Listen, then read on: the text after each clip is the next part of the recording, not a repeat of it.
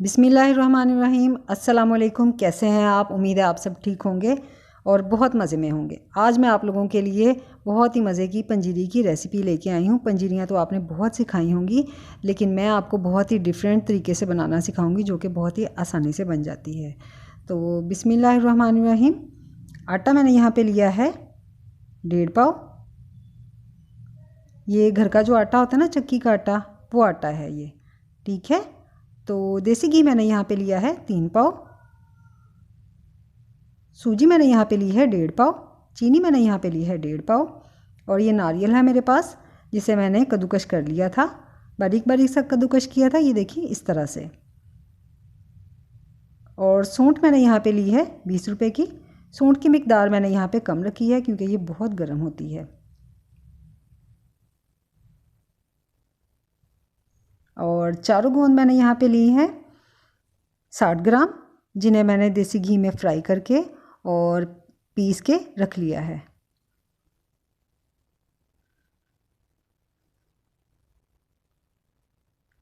और ये कमरकस है। कमरकस मैंने ली है 30 ग्राम, जिसे मैंने पानी में अच्छे से भिगो के रख दिया था। फिर मैंने इसे हाथों से मसल के, इस तरह से अच्छे से मसल के छान के रख लिया है। और बादाम मैंने यहाँ पे लिए 1 पाव, जिन्हें मैंने दरदरा सा कूट लिया है। तो ड्राई फ्रूट आप अपनी मर्ज़ी से कम या ज़्यादा कर सकते हैं। आप बादाम, अखरोट और काजू भी ऐड कर सकते हैं इसमें, ये आपकी अपनी चॉइस है। तो फूल मखाने मैंने यहाँ पे लिए हैं 60 ग्राम। इनको भी मैंने देसी घी में फ्राई करके और पीस के रख लिया है। और किशमिश मैंने यहाँ पे ली है आधा पाव।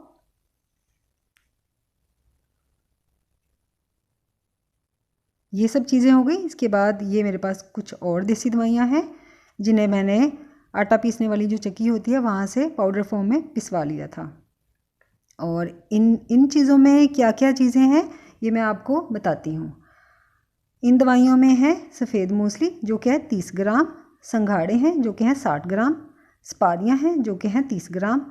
और इसबगोल दाना होता है ना, जो इसबगोल दाना, वो है इसमें 60 ग्राम। तो चलिए आइए रेसिपी स्टार्ट करते हैं। तो यहाँ पे मैंने एक कढ़ाई ली है और फ्लेम मैंने ऑन कर दी है। तो कढ़ाई में हम ऐड करेंगे देसी घी।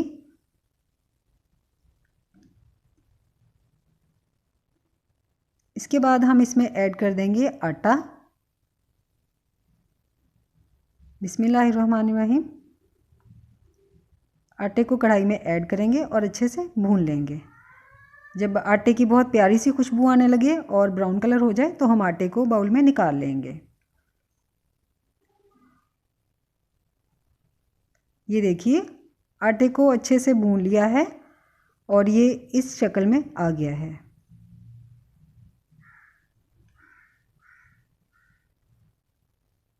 और अब आटे को हम निकाल लेंगे। तो आटे को मैंने बाउल में निकाल लिया है और फिर से कढ़ाई में देसी घी ऐड कर देंगे। और सूजी को कढ़ाई में ऐड कर देंगे। बिस्मिल्लाहिर्रहमानिर्रहीम। और सूजी को हम अच्छे से भून लेंगे। फ्लेम हम यहाँ पे मीडियम रखेंगे, हाई फ्लेम पे सूजी को फ्राई नहीं करेंगे। तो ये देखिए, सूजी को मैंने यहाँ पे अच्छे से भून लिया है और ये इस शक्ल में आ गई है।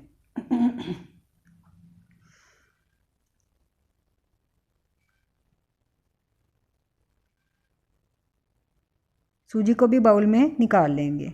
तो फिर से कढ़ाई में देसी घी ऐड करेंगे।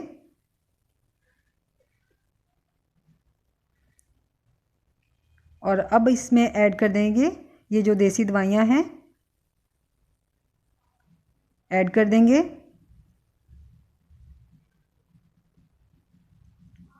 और इन दवाइयों को हमने बहुत ज़्यादा फ्राई नहीं करना। तो दवाइयाँ हमारी फ्राई हो गई हैं। अब हम इसमें चारों गोंद ऐड कर देंगे। चारों गोंद को पहले से ही हमने फ्राई करके रखा हुआ है, इसलिए इन्हें हम बहुत ज़्यादा फ्राई नहीं करेंगे, बस मिक्स करेंगे हम। तो चारों गोंद को भी मैंने कढ़ाई में ऐड कर दिया है। अब हम इन्हें मिक्स कर लेंगे। तो ये मिक्स हो गई हैं। अब हम इसमें ऐड कर देंगे सूंठ।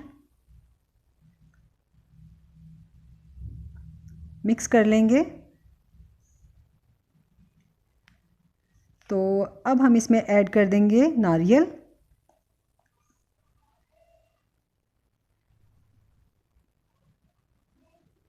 तो नारियल को भी मैंने ऐड कर दिया है कढ़ाई में और इन्हें मिक्स कर लेंगे सब चीज़ों को। तो नारियल को भी मिक्स कर लिया। अब हम इसमें फूल मखाने ऐड कर देंगे। फूल मखानों को भी हमने फ्राई करके और पीस के रख लिया था, इसलिए इसे भी हम बहुत ज़्यादा फ्राई नहीं करेंगे।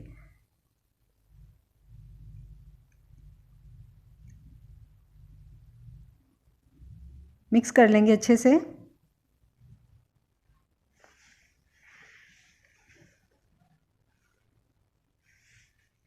तो ये देखिए ये भी अच्छे से मिक्स हो गए हैं। अब हम इसमें ऐड कर देंगे बादाम।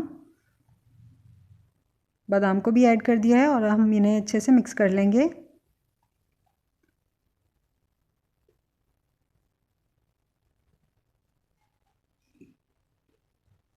ये मिक्स हो गए हैं। अब हम किशमिश ऐड करेंगे और अच्छे से मिक्स कर लेंगे।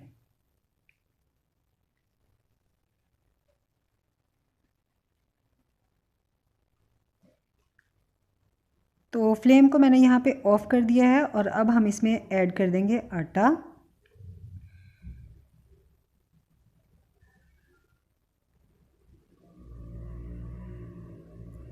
और अच्छे से मिक्स कर लेंगे।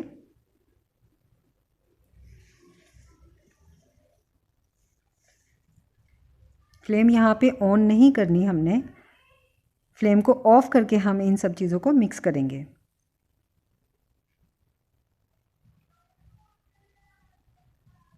और ये अच्छे से मिक्स हो गए। अब हम इसमें ऐड कर देंगे सूजी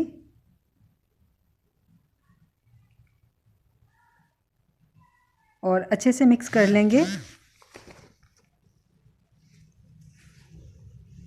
ये अच्छे से मिक्स हो गई हैं। तो अब हम इन्हें साइड पे कर देंगे और चाशनी तैयार कर लेंगे। तो ये देखिए जो हमारे पास कमर कस का पानी था उसमें हमने चीनी ऐड कर दी और इसे चूल्हे पे पकने के लिए रख दिया था। तो ये देखिए ये इस शक्ल में आ गई है हमारी चाशनी। इसको हमने एक तार या दो तार की चाशनी यहाँ पे हमने तैयार नहीं करनी, बस हमने इसका कच्चापन ख़त्म करना था और चीनी को मेल्ट करना था। अगर हम एक तार या दो तार की चाशनी तैयार करेंगे यहाँ पे तो जो हमारी पंजीरी है वो ख़राब हो सकती है। ठीक है, तो ये तैयार हो गई है। अब हम इसे साइड पे कर देंगे और फ्लेम को ऑफ़ कर देंगे। तो फ्लेम यहाँ पे ऑफ़ है हमारी और ये जो चाशनी है ये हम ऐड कर देंगे इसमें। तो चाशनी को मैंने इसमें ऐड कर दिया है। अब हम इसे मिक्स कर लेंगे अच्छे से।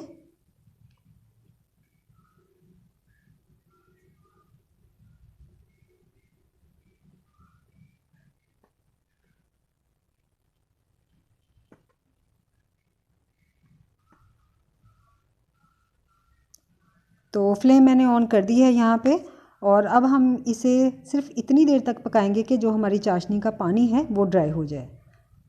तो ये देखिए ये पैन को छोड़ती जा रही है ये जो पंजीरी है। तो हम चाशनी का जो पानी है वो ड्राई कर लेंगे तो पंजीरी हमारी रेडी हो जाएगी।